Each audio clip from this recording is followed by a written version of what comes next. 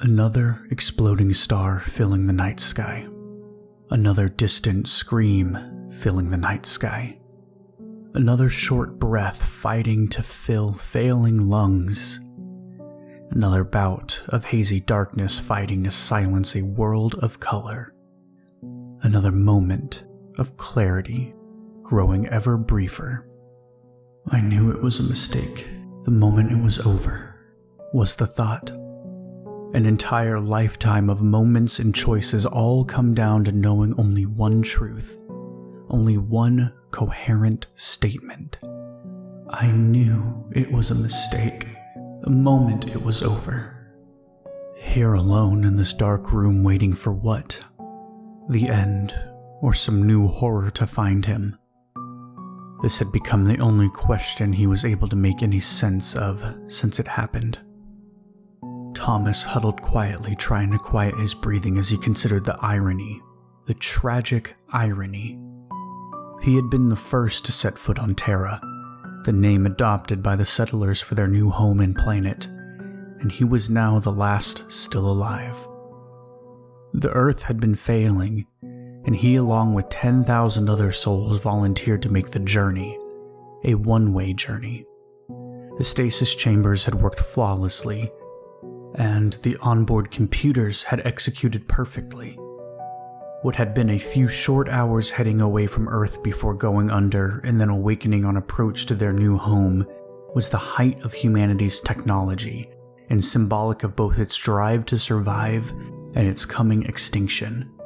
Their destination was perfect, with a slightly higher oxygen content than Earth, but well within parameters necessary to sustain life, animals, and crops.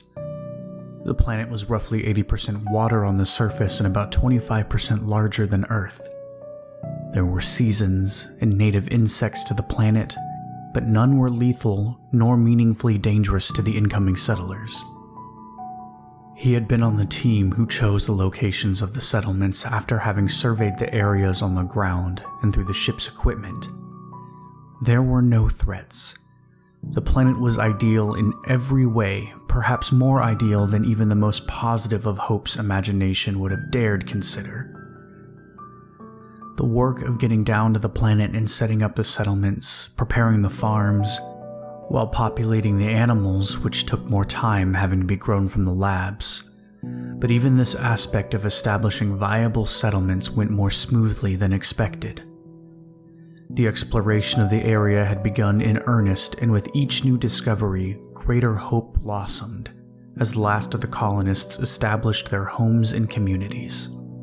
Within 6 months, only the crew necessary remained with the ship in orbit, and debate was had on whether keeping anyone in orbit was necessary. Finally, it was determined by the collected councils of the unified Terran communities that the ship would orbit under computer command, as it was always possible to return to the ship as needed.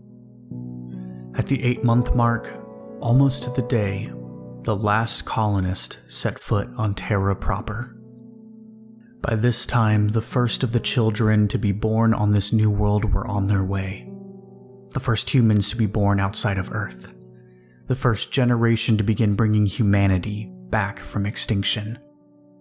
The first children meant life and hope, fulfilling the promise of a future for which we volunteered and were chosen. No threats emerged as our communities grew, and so the councils once more agreed there was no need for weapons within the colonies, going so far as to lock all weapons of war in our established armory, requiring the agreement by unanimous consent of the council to gain access to the armory. The security protocols in the computer worked unfailingly, as it had on our journey to Terra. Humanity was being reborn within paradise itself, unspoiled and pristine. We were going to do things right in our new world. Yesterday was the 1-year anniversary of our established communities. Yesterday we had just broken ground on what would have been our future cultural center. The location had been chosen because of its elevation and views of where our 2 major rivers dumped into Lake Renewal.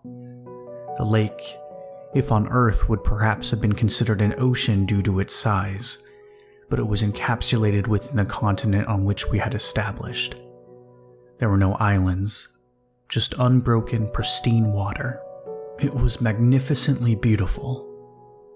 And then the sun dipped below the horizon and the darkness came. Creatures from the water, the true native Terrans, emerged, sweeping down in silence on the communities. During our grand dinner festival, they made their presence known. They were almost translucent and glistened when light struck them. They tore through our people, giving their translucent bodies a blood-splattering pattern which revealed more of their horrific nature.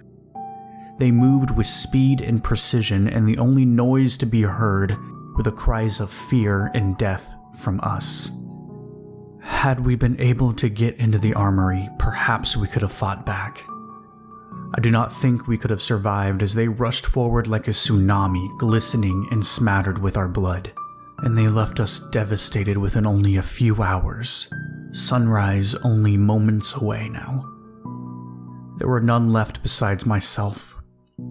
I have hidden in the shadows just outside of the doors to the armory, and the computer and security protocols, as always, have acted perfectly. The unanimous requirement must be met, and they are gone, and I had not thought to update our registers of both those who have died and those who were in temporary authority until a newly elected could be appointed. Administrative work had not been on my mind when I fled for my life, but I guess it should have been. I cannot hear the creatures, but by the light outside the entranceway I have seen the disembodied blood patterns gathering. They know that I'm here. Our systems were perfect, and our protocols were as well. There would be no breaching or override to gain access to our weapons. I had argued we should have an override command in case of emergency or need, but that was overruled. I thought it was a mistake at the time, but it was an emotional argument which did not have the weight of good reason, as no discernible threats existed native to the planet, and no disharmony existed within the colonies. The door is opened. I can see the splotched blood patterns washing in through its opening toward me. I want to scream, but in my terror I have forgotten how. It is interesting as they close in on me. I've noticed that they're not completely translucent. There are definable lines barely visible which outline their gaping mouths and what I'm guessing are teeth. On either side of their seemingly triangular heads are almost imperceptible light blue slits, which must be their eyes. My gaze shifts from the security panel, which I cannot open, and then back to them, now less than a meter from me.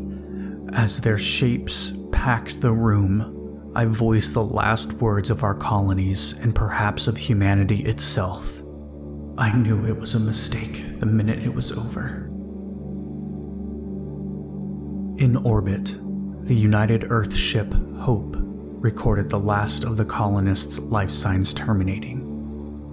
Livestock was still present, but no other life signs could be found on the planet Terra.